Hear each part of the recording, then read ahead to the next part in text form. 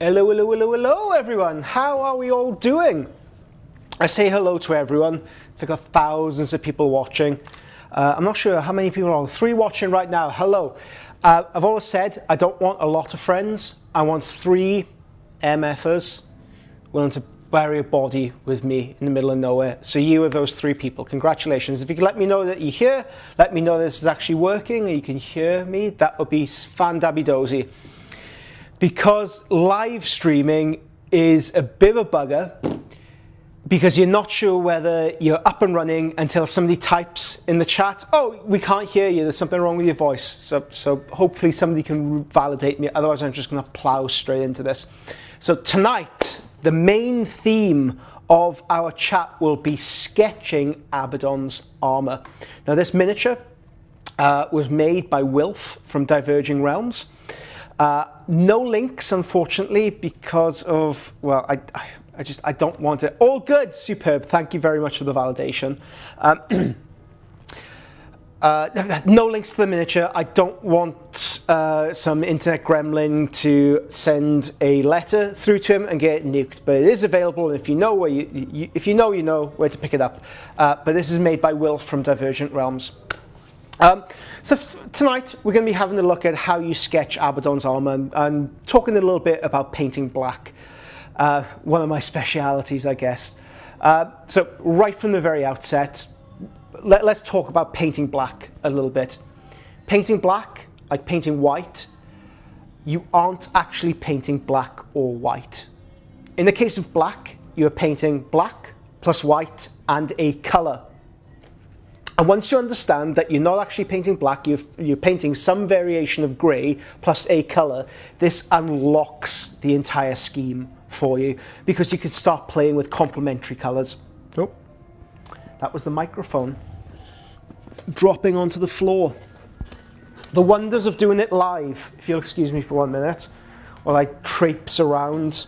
Corny, you don't have to see the ignominy of me going underneath my desk to pick it up. Ugh. I bet that was a fun audio for everyone. I wonder, can you pick up on the music outside as well? Because the studio I'm in, it sits on top of 2 bars and a curry house. If you don't know already, this is my wonderful studio that I was very fortunate enough to buy last year. It's been open for around a year now. And it's hosted painting classes, it's hosted artists to just have chill out sessions. And I am hoping to do a Horus Heresy weekender here. So as soon as the new box set's released, I'll get some friends around, I'm going to close the studio down and have a great time with it. Okay, black. Let's talk a little bit more about black. Once you understand that you're not actually painting black or white, you're painting some variation of grey plus a colour, you start to unlock a few ideas. The colour that you choose alongside this, completely up to you what you want to do. More often than not, it is more beneficial to use a cold colour in combination with our grey. Green, blue, purple, and that way we can start picking colour complements to it. So colours that exist on the opposite side of the colour wheel to either highlight or shade it. And shading, I know, sounds a bit unusual because it is black, but you can warm up the black by adding like a shade of red over the top of it. And we can also start playing with the warmth and cool temperature of the paint. So without further ado, let's go into the presentation itself. Right, we have podcast recording screen. I think it's this one. Nope, not that one. This one. Okie dokie. And look, it's already playing. It shouldn't be doing that. It's very naughty. Okay, let's see. Okay, let's bring this up. Okay. All right, so this is the very first portion of the Abaddon tutorial. I've printed out the miniature to begin with, all in 8K. I've converted it to have a fur cloak sitting on top of it. And then I'm going to start marking out my main highlights and shadows with white. So I'm using Medea Comart white here. It's my preferred white to run through the airbrush, but unfortunately you can't buy it anymore. So what wicked recommendation I'm giving you here, a colour that you can't actually use. So instead, as an alternate to this, use Pro Acryl titanium white.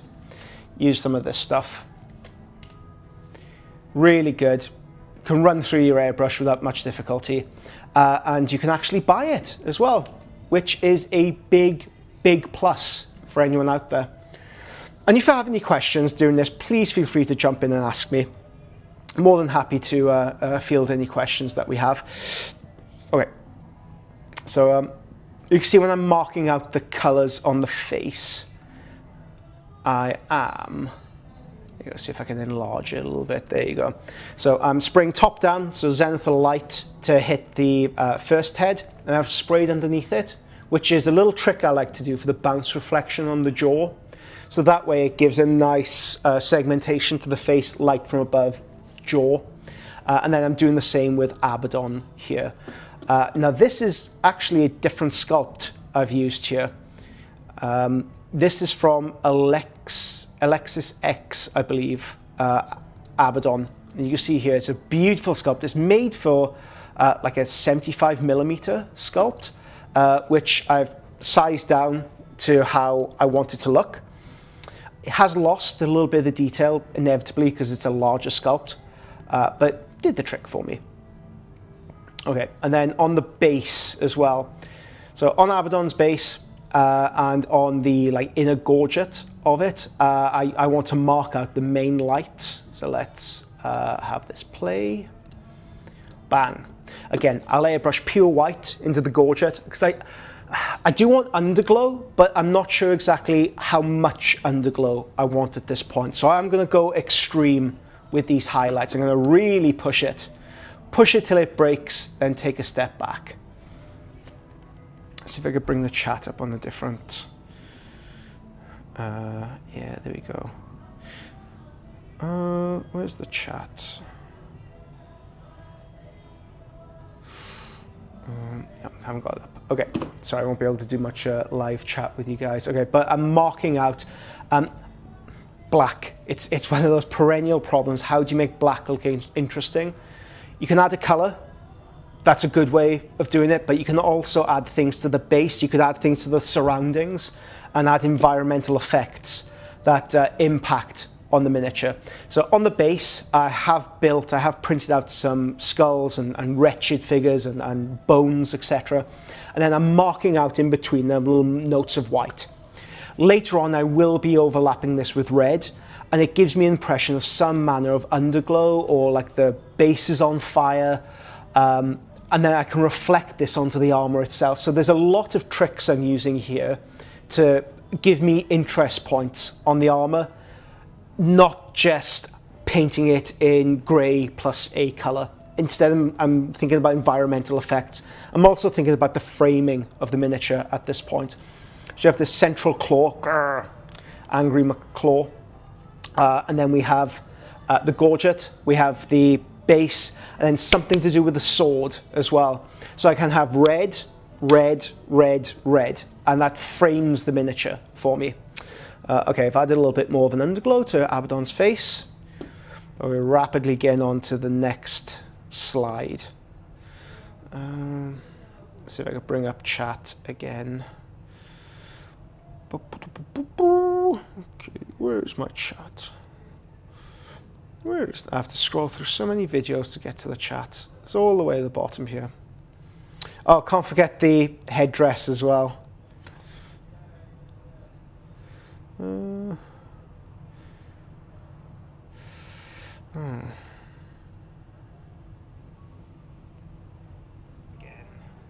I'm listening to myself then. Okay.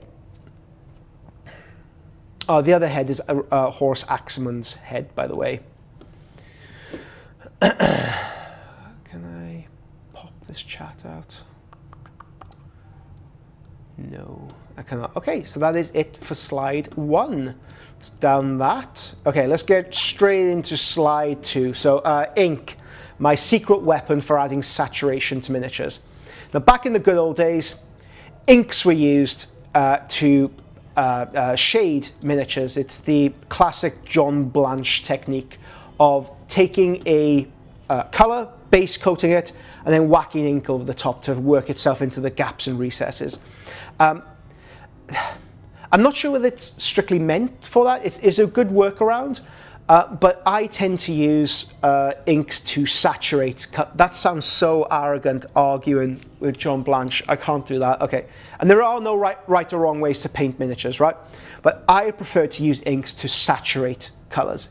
The inks that I have give me much more intense, colorful hues, because I don't want to use the word color twice.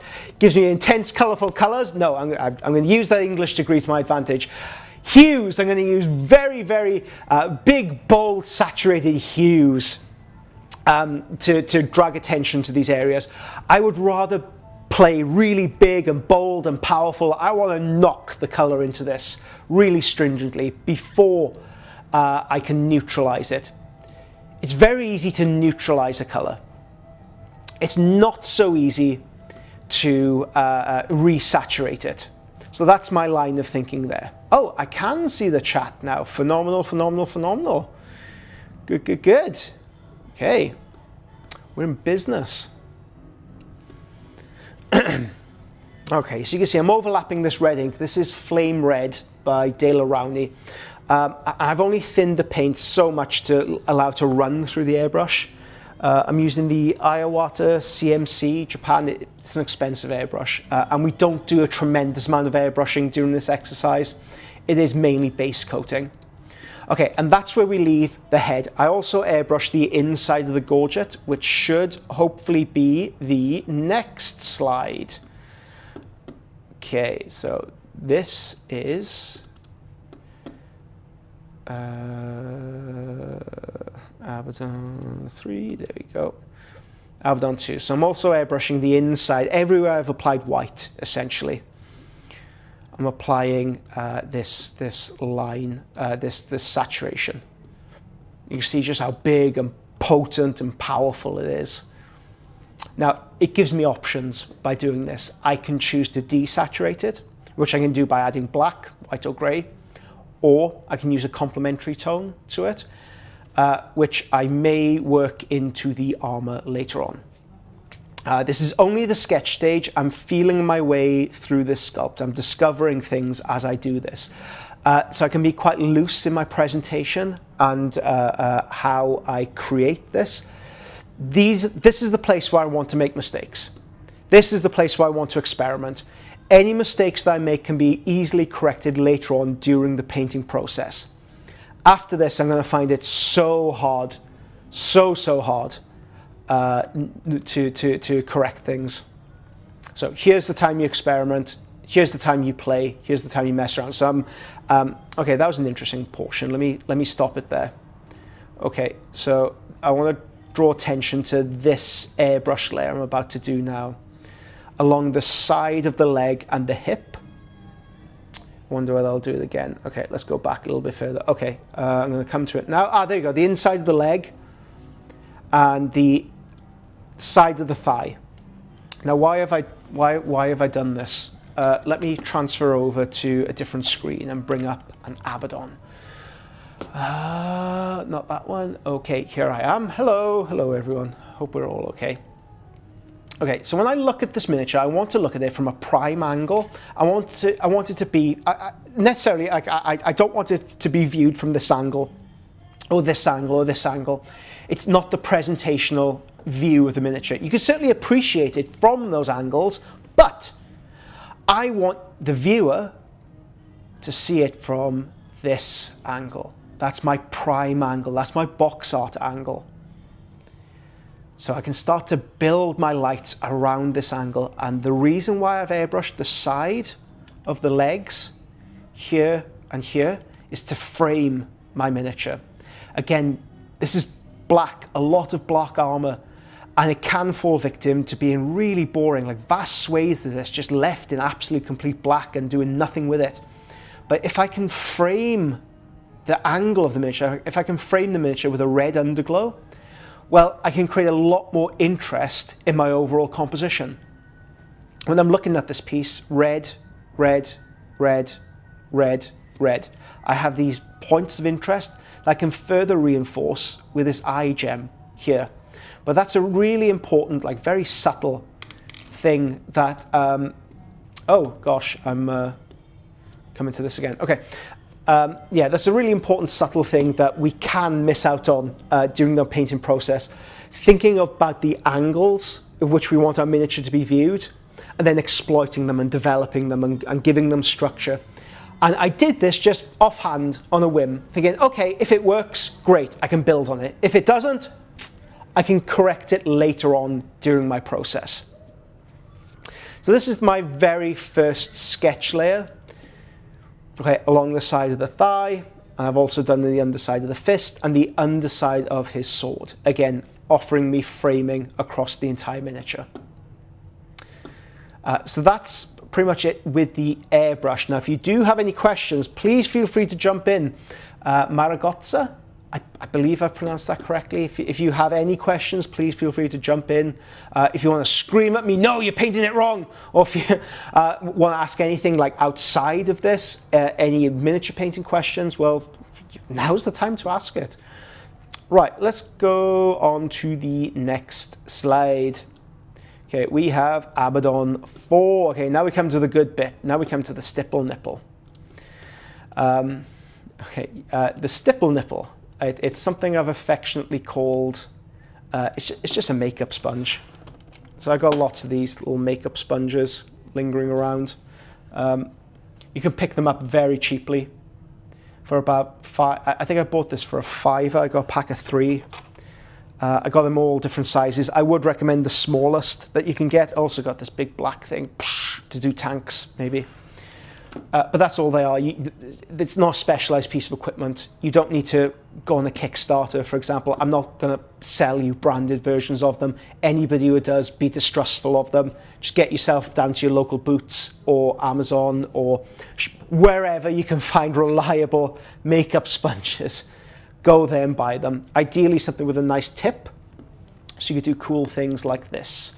And this material is kind of like stormed the internet. It works great on Reels. It gets a lot of, unfortunately this is the age we live in where I have to speak about stuff like this, where in order to get higher engagement you need novelty. And these are certainly novel items. And you're seeing YouTube videos built around this concept of paint a miniature within 15 minutes with using nothing but a stipple, this thing. I always lean towards distrust for that type of video and advertisement. It certainly has its place within an ecosystem. Like the airbrush is a tool that can be used within an ecosystem. This is a phenomenal tool, but it isn't the only thing that you use. It becomes part of your painting repertoire, just like a stippling brush or dry brush or inks or washes or contrast paint. All of these things in combination can create very effective, good-looking miniatures. But be distrustful, and I get it. I mean, YouTube is its own poison, because you have to aim towards novelty, you have to aim towards high SEO recognition. So I get it. But why do I use this? Okay, it's all structure again. Now, I could choose to use an airbrush at this stage. The problem with using the airbrush is that it gives really nice soft movements of light and shadow, and it blocks in colors very effectively. But what it's bad at is creating texture. Now the end of these stipple nipples, let's bring us up on, I keep moving to that one. Okay, let's bring us up on this. You can see right at the very tip just how broken up that texture is. That gives a wonderful texture for ceramite armor. I mean, what on earth is ceramite armor? I grew up thinking it's a combination of steel and cement. But what is the actual structure of it? What does it look like? Can it be polished? I mean, in the books that we see them polished, we see them lacquered, we see them painted, so they can have different environmental effects. But at heart, I always think of it as this broken, pitted, beaten up, weather-worn, a bit like the side of a tank. So that's my visualization of it. So I want to replicate that in my paint job. I want to replicate that in the texture that I can give. So let's have a look at how I deploy this. The first color I use is a combination of Andrea Color Second Shadow and Coal Black. 50-50, knock that on, and that is my broad sweeping application of this tone. I'm feeling my way into the sculpt, I'm feeling my way into the shapes, and the stipple nipple is great at doing that, because these large formed ceramite plates, you can go in and mimic your style of light. So above right in the most cases, I use that. So like I'll push it down in those places, leaving me some broken up weather-worn materials behind. I'm quite loose with this stage. I'm quite aggressive. I just want to see the shapes, the kind of natural shapes that are created when I knock this down. Okay, Hacks, hey Hacks, how are we doing? Maragotza, oh hey, it's great to watch you paint. What a great idea to frame darkness with light.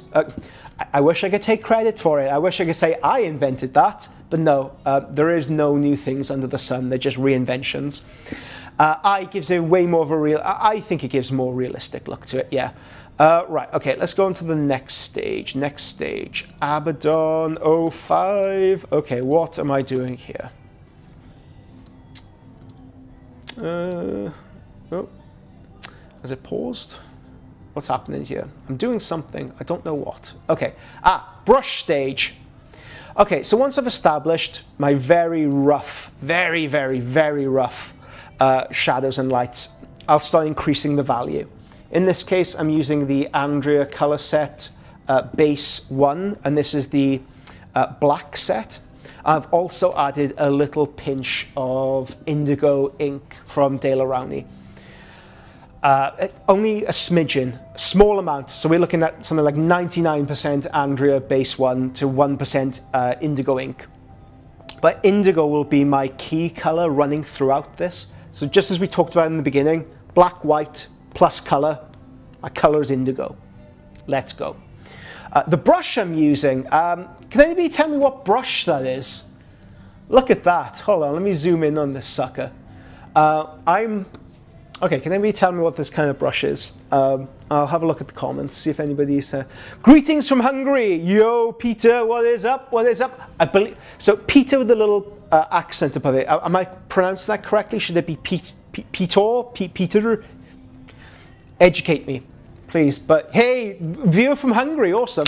It's what's the weather like wherever you are? It's quite hot here. And again, I'm not sure whether you can hear the music happening outside. It's jumping outside. The studio sits above 2 bars and a curry house and a very nice restaurant, and it's across the way from another bar. If I was going to develop a drinking habit in my life, this would be the time to do it. If you want to develop your own drinking habit, come and visit the studio. It is open for everyone. Come by, paint with me.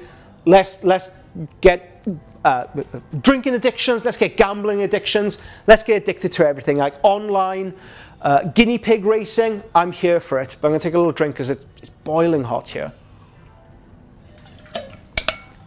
I'm not used to this heat. Okay, so this brush.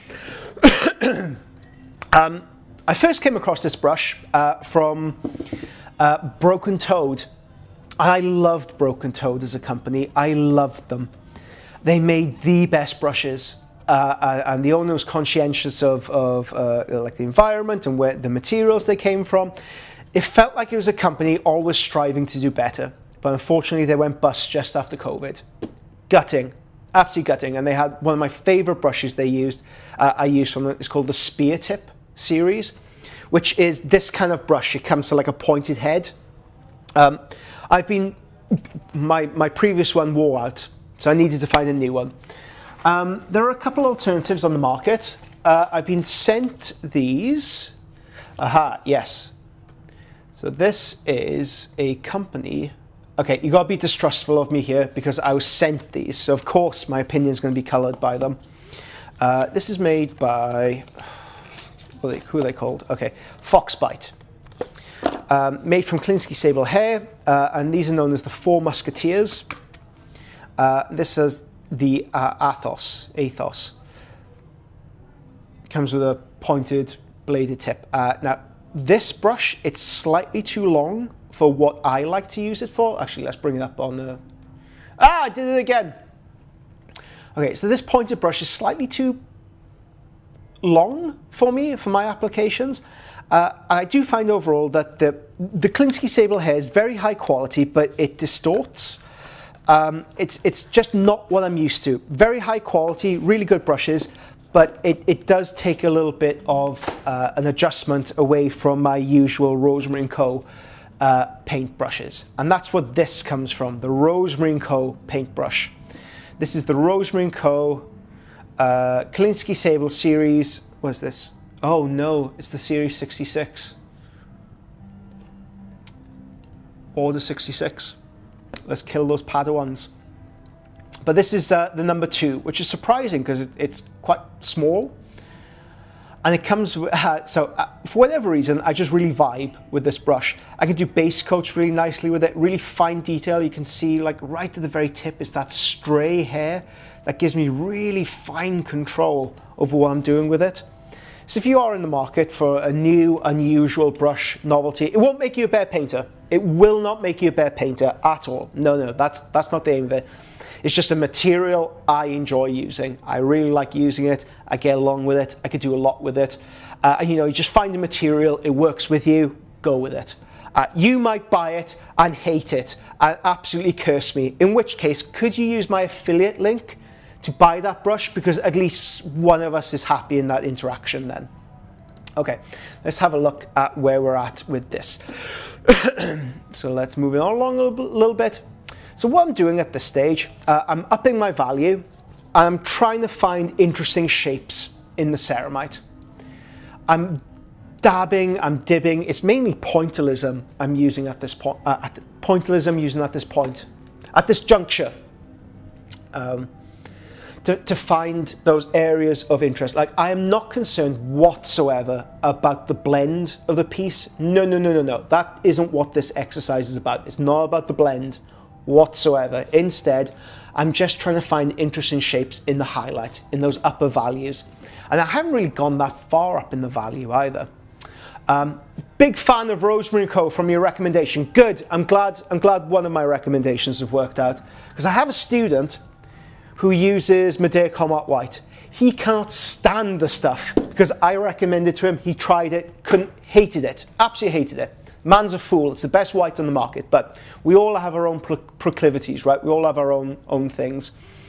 Been using Rosemary & Co. 2 phenomenal brushes. 104 degrees in Alabama. Jesus Christ, wow. I feel a bit guilty complaining about the heat now. How do you paint in those conditions? How do you live? Steamy in Poland. Brush, definitely natural bristle. Yep, bang on. Klinsky sable hair. Only Klinsky sable hair. Do we all know what a Klinsky is, by the way? Can anybody say what a Klinsky is? And the wonderful lives they live afterwards. Okay, try blending on a white scarp Prater. I'm cheating with that. I'm using an airbrush. I'm basing in those basic colors. I'm using the airbrush to do my blending for me. I am cheating. I'm a big believer in cheating. Anything that makes my life easier, that gives me a better result quickly, I will do. I'm not a purist. I will adapt to my environment. Okay, edges come in handy. Shoulder pad. You can see where the initial sponge has kind of given me that broad highlight. Well, I can keep increasing the Andrea base one, and what else have I used? Ivory from Vallejo. The coloration, it's a bit boring at this point. It is really boring. But this is step one. This is the sketch. This is the structure of my piece, right? It's not meant to look interesting. This is me just discovering and finding and playing. I will be going back to the airbrush later. I will be using many more layers of my brush, airbrush, maybe a bit of oil. I don't know right now. But right now, at this stage, I'm just playing around. I'm messing around.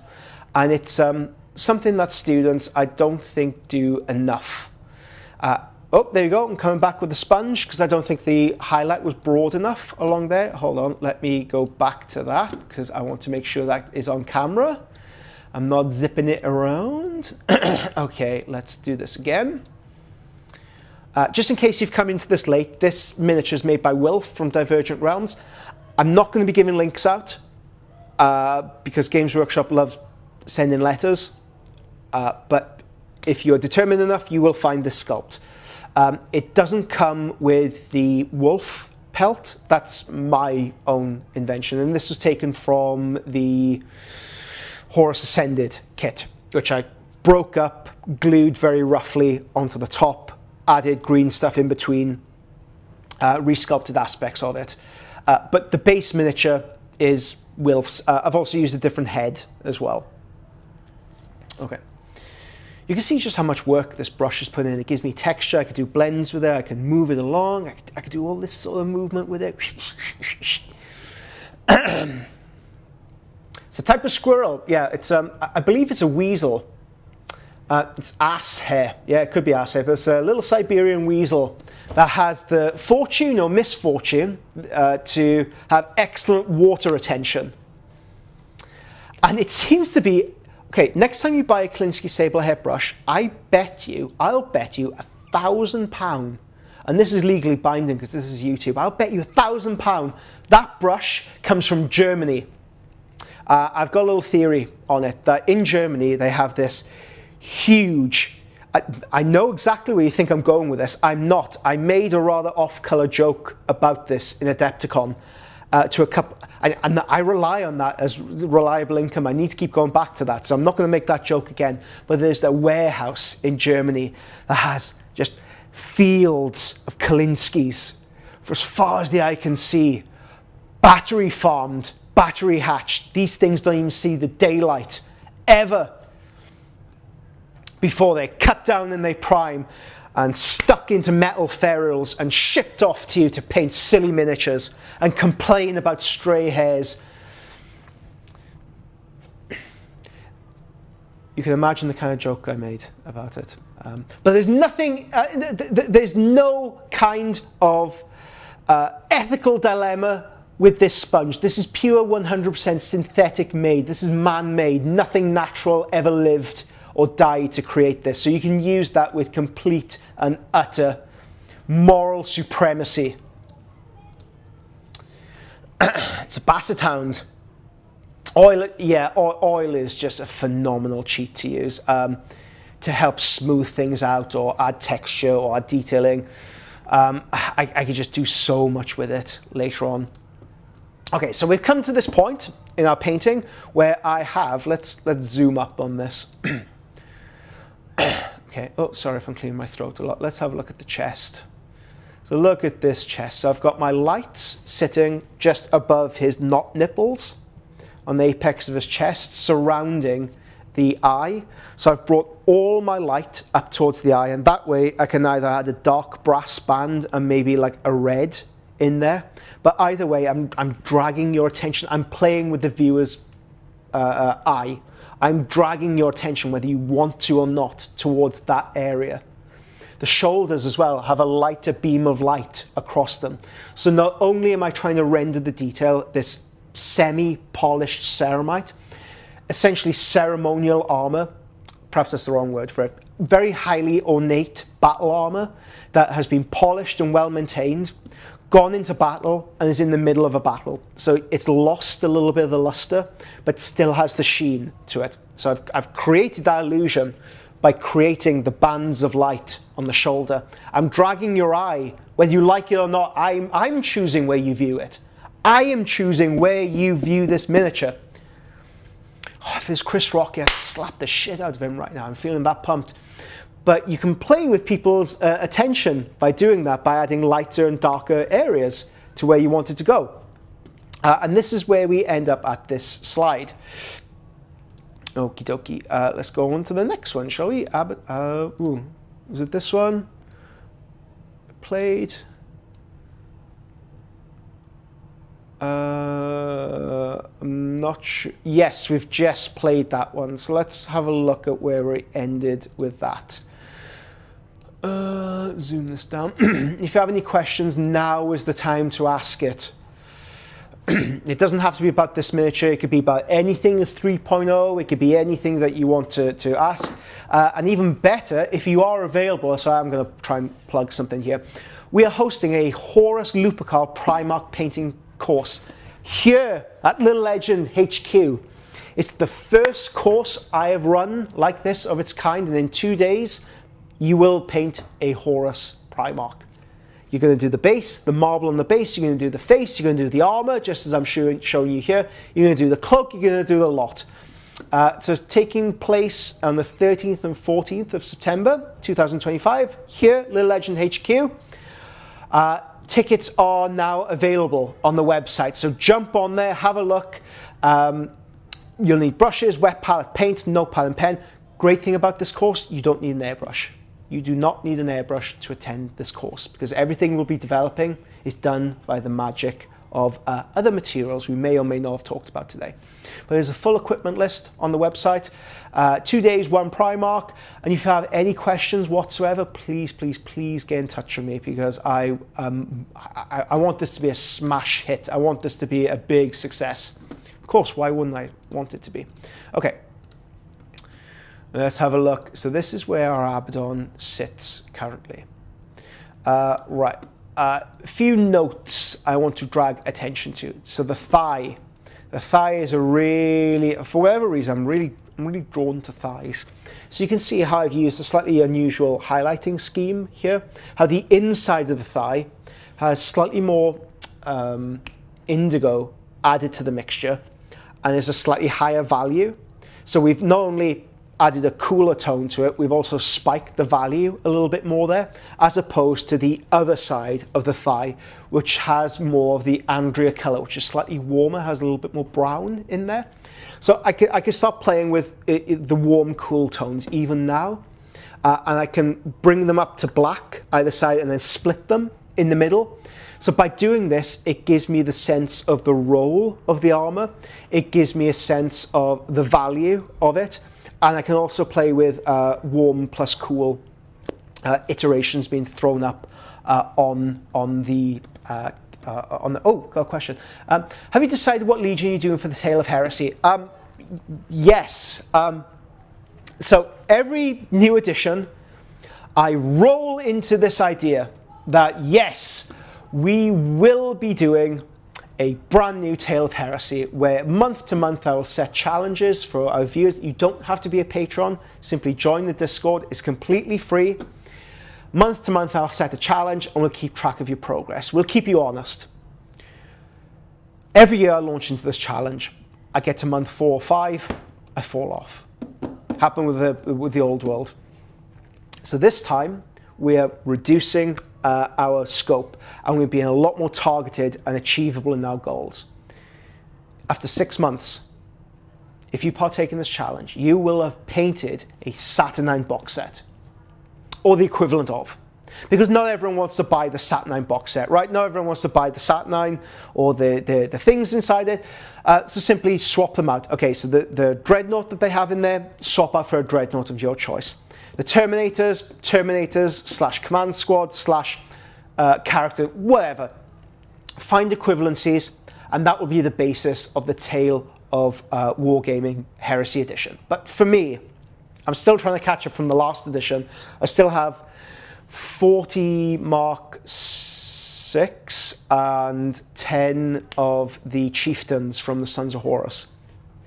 So my challenge, my self-imposed challenge, will be to finish those off. I know, weak challenge, I know. But it'll also be to paint Abaddon. It'll be to complete Abaddon. So I have an army already. I don't have a particularly burning desire to paint a new army for this edition, because I'll be painting up the Saturnine box sets anyway for commission. Instead, I want to give my old Sons of Horus army a bit of a refresh by adding a character to it, adding a new Abaddon to it. And as soon as I saw Will Sculpt, I fell in love with it. I knew this would be the miniature to rejuvenate that project. Alongside that, I'm also working on a Loken. Inevitably, whenever I want to add a Fellglaive to the collection, and a few drop pods. So rather than painting a new Legion, new collection, I'll be finishing off my previous pledge. But what about you? What about you guys? What are you collecting out there? This is one of my favorite conversations to have with students, and especially with the planning stage, because I convince them to buy and paint a new army, and I convince myself to paint up a miniature alongside them. So what are you collecting? Hacks, what are you collecting for it? Which part are you painting? I just joined. So in tonight's video, we are doing the sketch of Abaddon. Now this video will be available for you to watch all weekend. It will be clipped off and then be put onto the Patreon next week. But feel free after this ends, you could go back, rewatch it. But we're just doing the sketch stage for the armor, talking about the colors, the framing, and the few tricks that I use for creating dynamic, interesting looking black armor. So what is the consistency of paint you use for sketching highlights? Is it thin down to glaze consistency? No, it is not. The sketch stage is always a little bit thicker for me because I want really vast transitions. I want really hard, dramatic shifts in tone. So let's really zone in on the thigh. Again, this seems to be like a really good learning point here. You can see just how rough the sketch layer is here. You may not think it's rough, but to me it's very rough. There's very harsh transitions from shadow, mid-tone, highlight. I want that scratchiness, that texture, that granularity to the armor, because I can always come in later on with the airbrush to soften it up. Remember what we talked about earlier?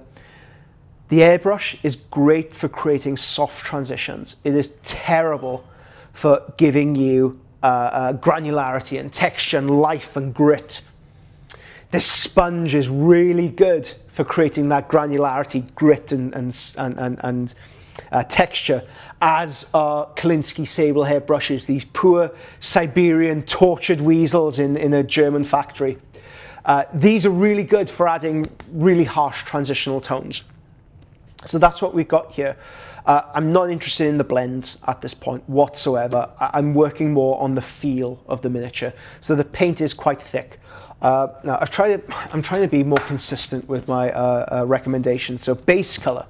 Thanks to our friends at Redgrass Games, big plug. Base colors are defined as 3 portions paint to 1 portion thinner, as are so that's a base color.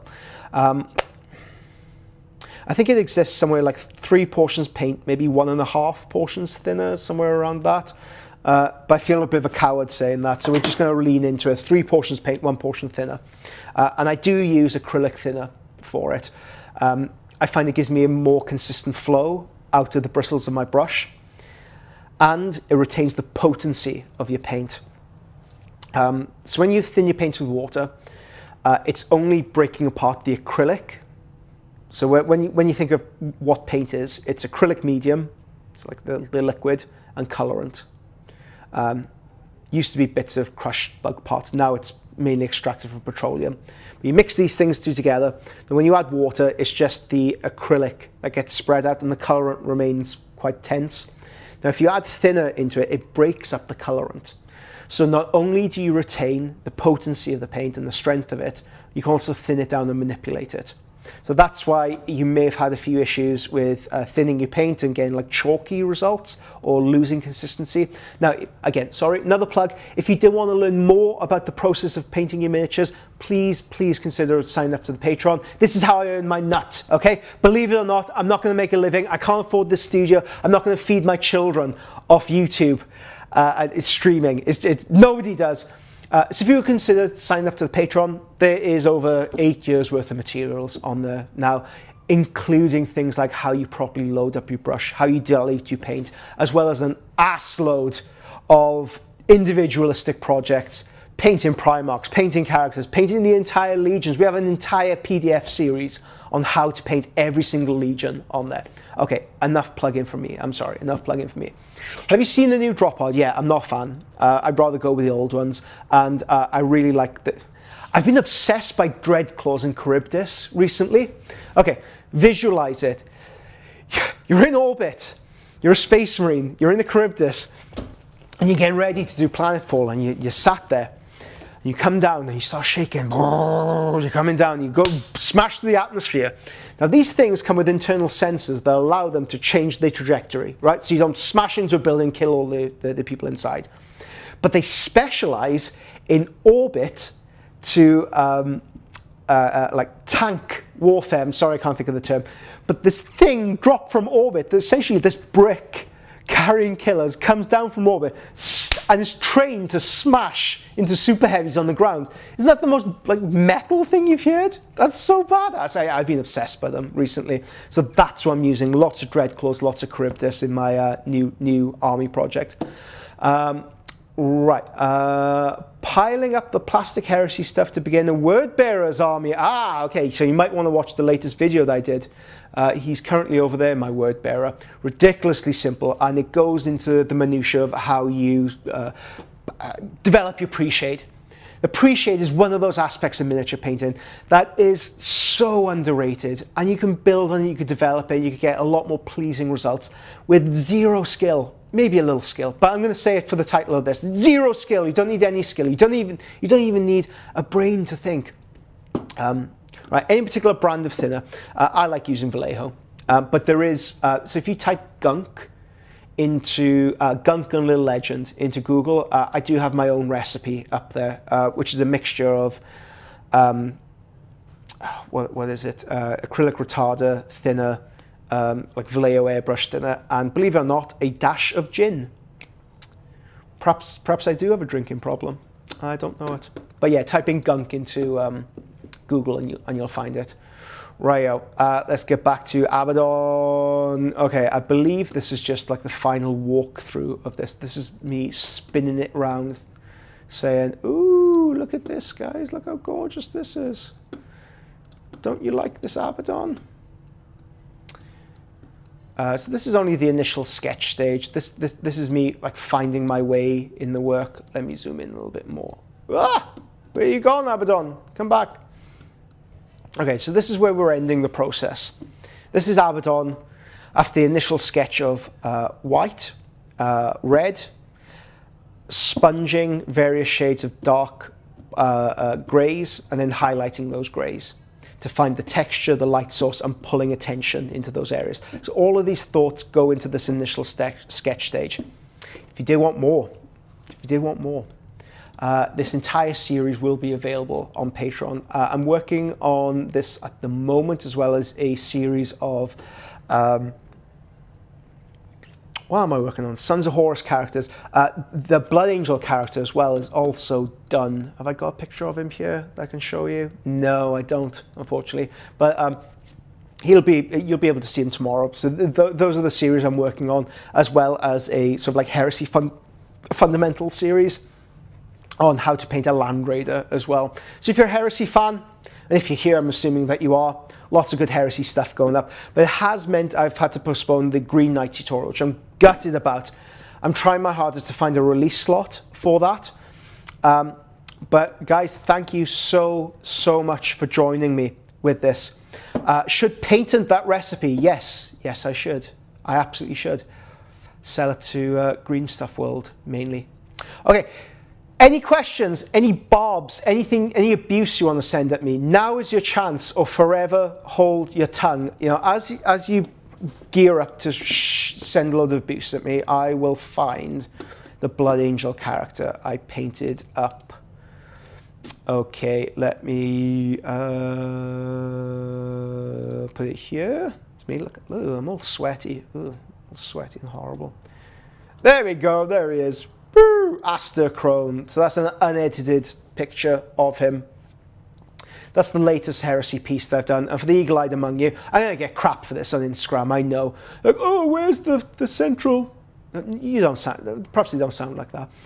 But where is the central blood drop? It cracked off. Fell on the ground. I can't find it.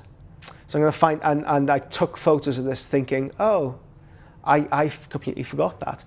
But this miniature will build on the series, on how to develop more from your pre-shade. So the previous tutorials talk about how you get a very simple tabletop version of a word bearer on the tabletop. It's very quick, very simple, very easily to follow, to snap that scheme out. But then the question I inevitably get on the top of that, well, how do I evolve it for characters? How do I do more with it? So that's what this tutorial series will concern itself with. How do you develop the pre-shade? How do you build on the basics? And it does delve more into the brushwork, color choice, development of tone. And if you're a Blood Angel fan, well, this is the tutorial for you. The feet came out rather well. This isn't an OnlyFans thing, but the feet turned out spectacularly well. Look at those feet. Woo! And I rather like the inside of the arm here. He's a bit of a looker as well. So that is me. Ever consider using various sizes of the nipple stipple to replace brushwork at this stage? Yes, but I mean, as my little mini rant went into earlier, it's part of an ecosystem, right? It's very useful for doing certain things. Can it paint an entire miniature? Yes. Can it paint an entire miniature well? No. And you'll have people out there who will swear to you that you can. Okay, listen to them, whatever. You can't paint a miniature wrong, okay? You can't paint a miniature wrong. But my methodology, I want to get the best out of everything I paint. It certainly exists in an ecosystem. You don't necessarily have to use an airbrush. You don't need an airbrush. All you really need is brushes, just brushes. Get the spearhead brush using the affiliate link below. You use that. The sponge is very good for adding vast swathes of textured color on your miniature that you may want to reinforce by adding more pitting, or you might want to remove by glazing. But excuse me, let me get some water. What I have found the stipple nipple is really good at, really ridiculously good at, are decals. So when you apply a decal, one of the problems is that, especially on the cloak, you have all these folded surfaces, and it's so hard to make it like adhere into those areas. So you can cut into it, yeah, use microsol, microset, yes, all of that, but still you might have problems with it binding on. So as it's drying, you take your stipple nipple, boop, boop, pop it in, and it binds it onto the surface, that more securely. The stipple nipple, is there anything it cannot do? It's going to be brought to Kickstarter, quarter 4. Going to have a little legend symbol on it.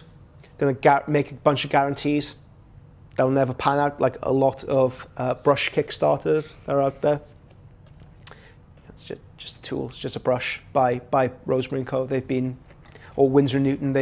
So Winsor & Newton have been in operation for over 200 years. It was the favoured watercolour brush of Queen Victoria. I have no idea whether she's any good, but it has to count for something, right? I never thought I would see feet content here. Yes, I'm branching out. Things aren't going so well at Little Legend Studio. We aren't selling enough miniatures. We're not getting enough money flowing here. So I'm going to pivot very hard into adult-only content. And this is my first feelers into it. Because I can't sing, I can't dance, I can't paint. I got feet. Okay, you should make a video showcasing your entire Blood Angel and Sons of Horus army. Yes, it is on the way. It's just a question of time. It's one of those things. Do I produce more video tutorials explaining the subject, talking about a process, doing things like this? Or do I spend an entire day filming it, spend another day editing it and putting it together? It needs to be done. It absolutely needs to be done. But I mean, working as an artist, you have to be like a one-man band. I feel like one of those guys like walking around town. Like I'm doing the trumpet, I'm banging the drums, I'm doing I don't know, I'm doing my feet, but like a little bell and whistle. You have to do, as an artist, you have to be social media manager. I've learned how to put videos together, so I'm a video editor. I'm doing things like this, learning how to live stream effectively. You have to wear many different hats, and unfortunately you have to make decisions on where you put your time, and it is coming. I promise you it is coming. It's just been one of those things. All right, thank you so much for watching this live stream.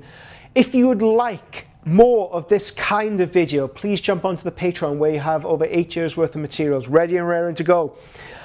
We will be looking to do more regular live streams, possibly on quite probably on a Saturday around 7 to 8 o'clock, where we talk about whatever subject I paint during the week, or we can take requests from our community. Thank you so much. So we have 15 concurrent viewers. Thank you so much. At the beginning of this, we had 3 people watching this. I always say I don't want a lot of friends. I just want 3 people willing to bury a body alongside me. And now we have 15 people. We could go on a mass murder spree.